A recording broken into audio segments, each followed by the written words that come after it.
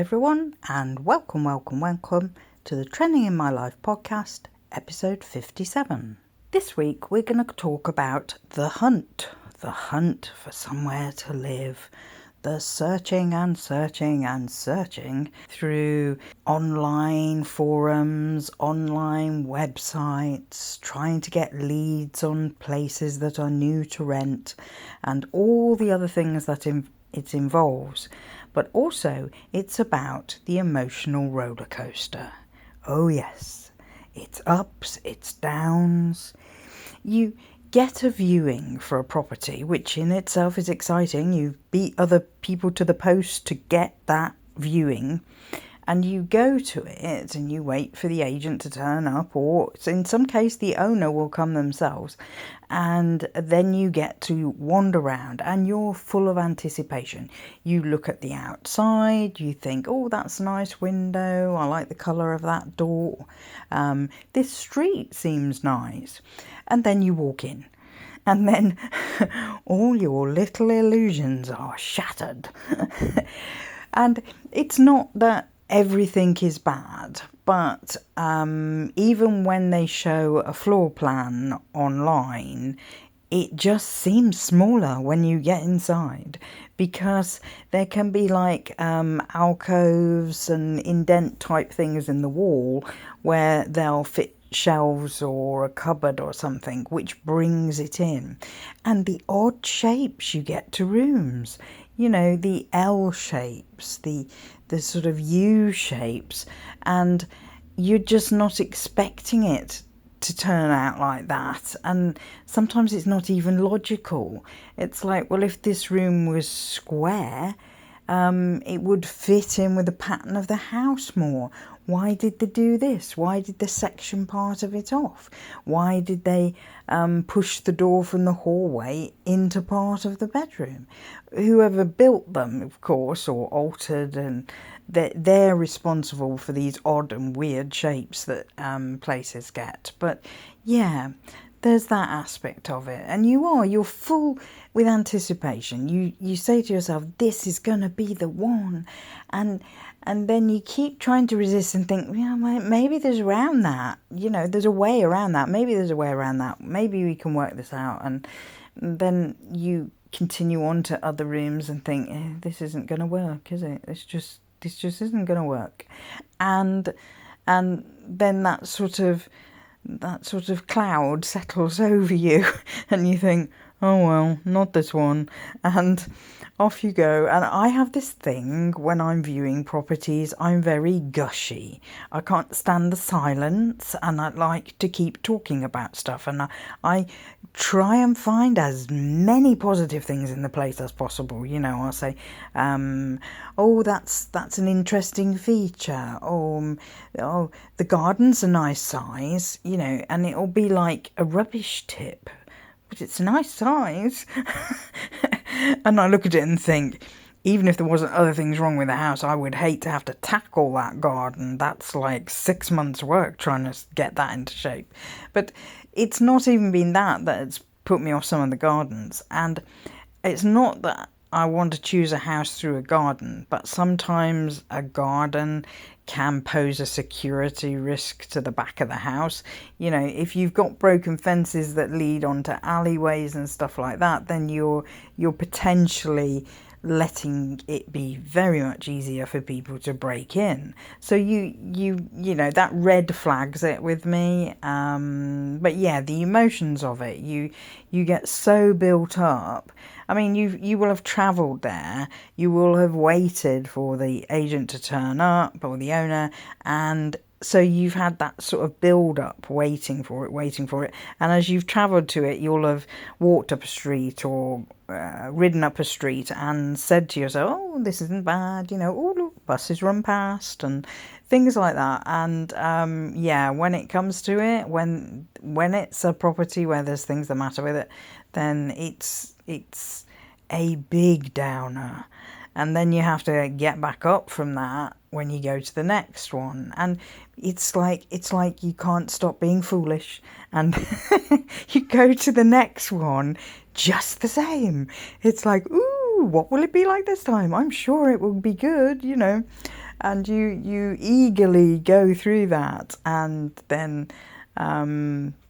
it's not so good. I mean, we viewed 6 this week, which is a good amount to view in a week. That's, the quantity is very good. Hopefully we'll manage to do the same next week. And I think the first week we may have viewed things that were potentially going to be an issue anyway.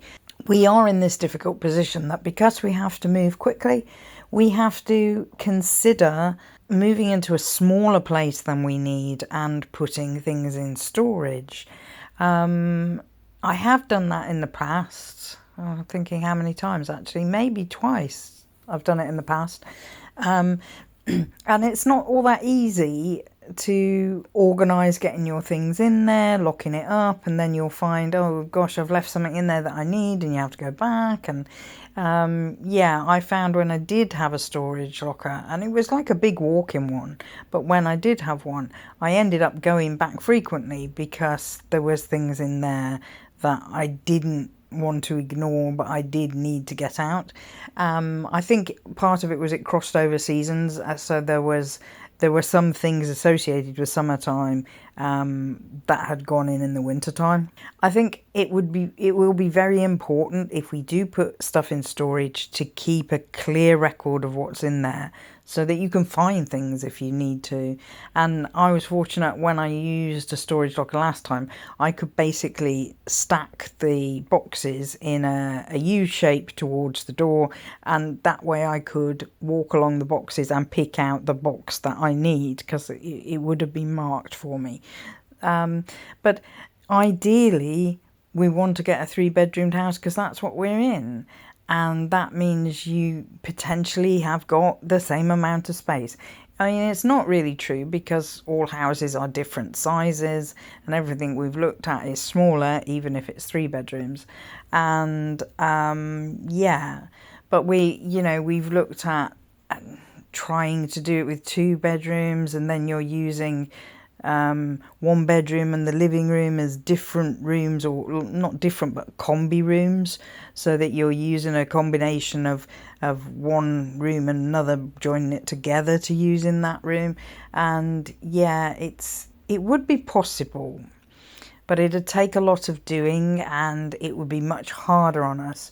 So I mean, I'm hoping we don't have to go to that point, but maybe we will, just don't know.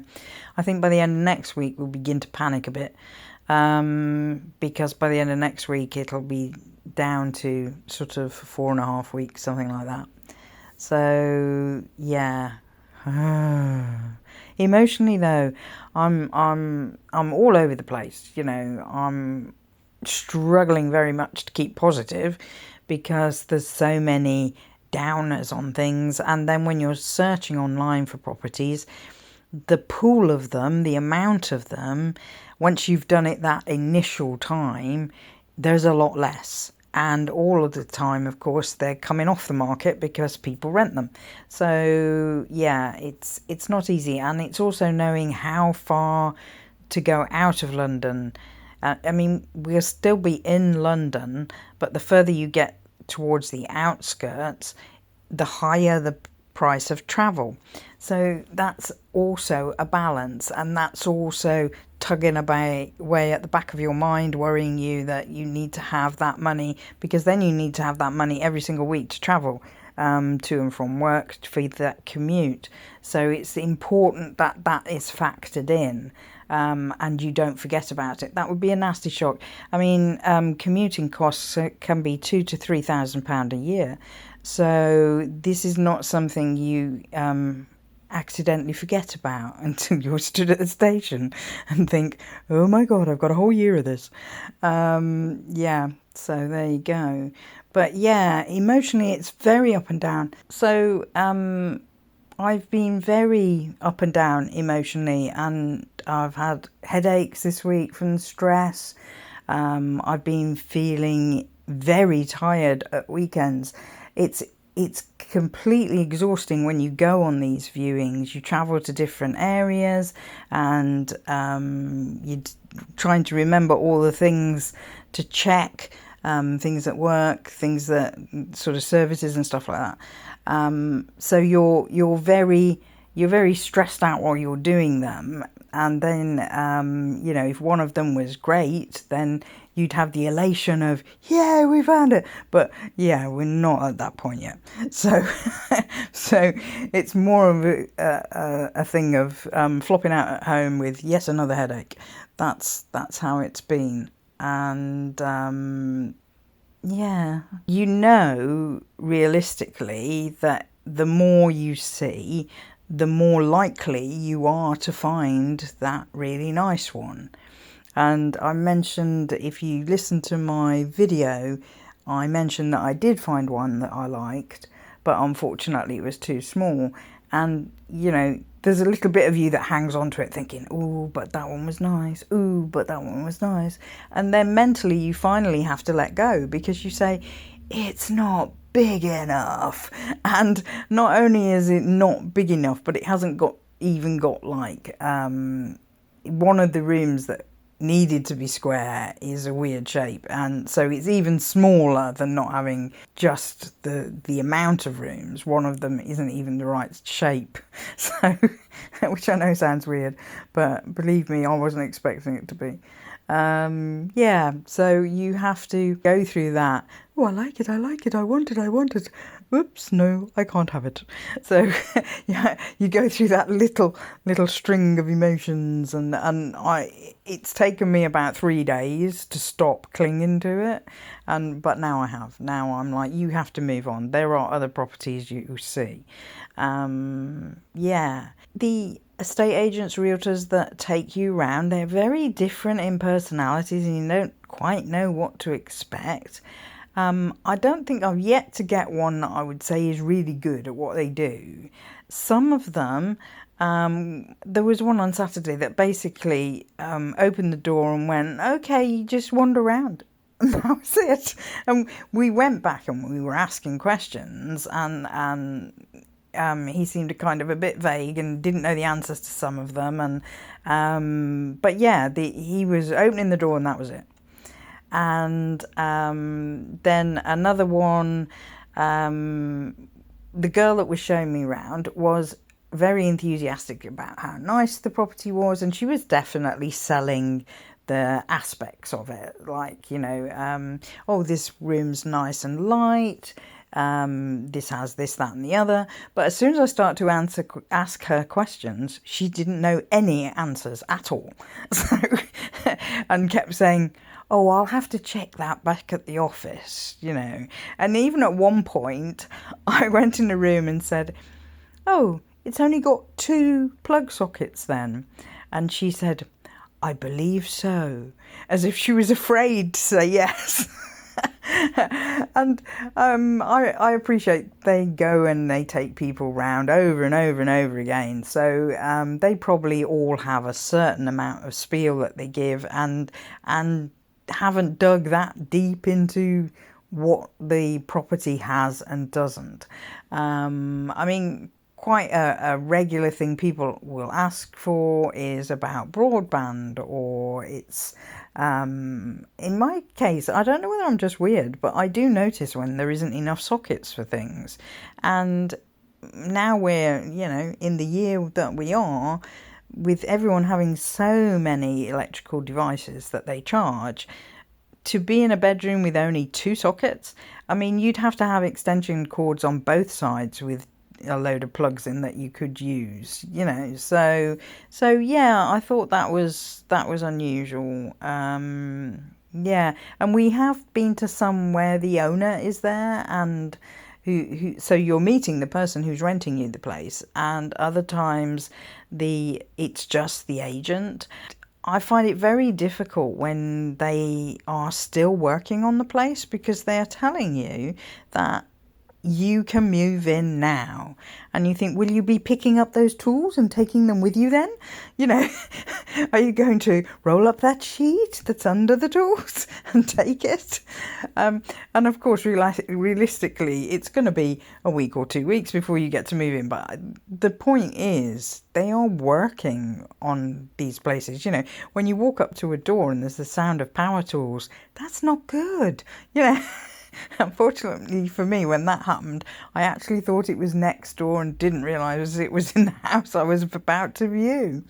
So, yeah, and it has been a roller coaster, and we're both really looking forward to finding somewhere. It's like there was this point on Saturday. Now, we viewed 3 and none of them were any good.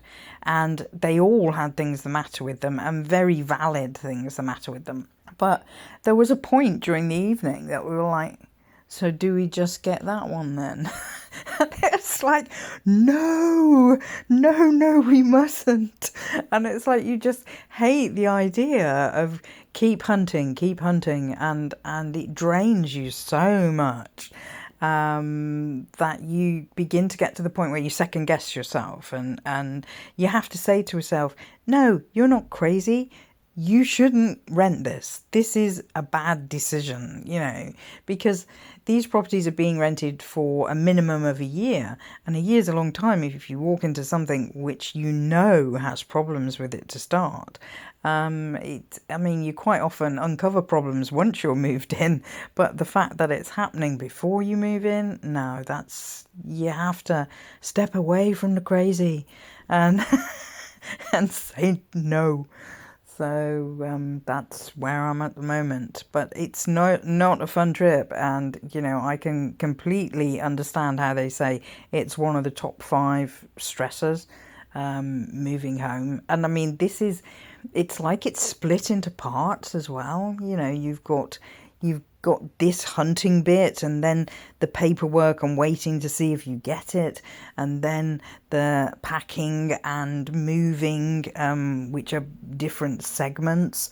And yeah, and then of course once you're in, you kind of breathe a sigh of relief. But I have a tendency to look around at a zillion boxes surrounding me and think, okay, roll up your sleeves, start unpacking boxes, you know, and it never feels like home until you're at the point where, you know, you've got cutlery in the drawer, you've got a glass in the cupboard, and, you know, there's things like that. There are basics. I always think the kitchen is the place to start. There are always basics that you need to be able to feel at home, and there's that emotional sense of beginning to relax in the place and feel more comfortable. You have your first night in there, it's always the same, isn't it? You can't sleep properly and you're listening for every single creak on the floorboards and sort of every strange noise that you've not heard before, because it's a new house to you. And when you're in a house that's new to you, you will always be listening for that, and you know, the wind's rattling that window, or you know, the things like that. And gradually, a bit at a time, they become the familiar sounds of your home. So yeah, the hunt is on, and I think I need to actually listen to my own podcasts about keeping positive, because I feel like I'm slipping a bit. Yeah, and I really hope that by the time I record this next one, I will have some positive news for you, because I'll record it next weekend. Hopefully all of my content at the moment is you know, up in the air. Maybe I'll get it done, maybe I won't get it done, because it's such an exhausting time. But I will do my best to keep you updated, and hopefully, like I said, I'll have some good news by next Sunday, which might not come out till Monday, I don't know, or Tuesday, or whenever. Anyway, thanks for listening. Please like, comment, subscribe, share with a friend, and come back next time. Bye for now.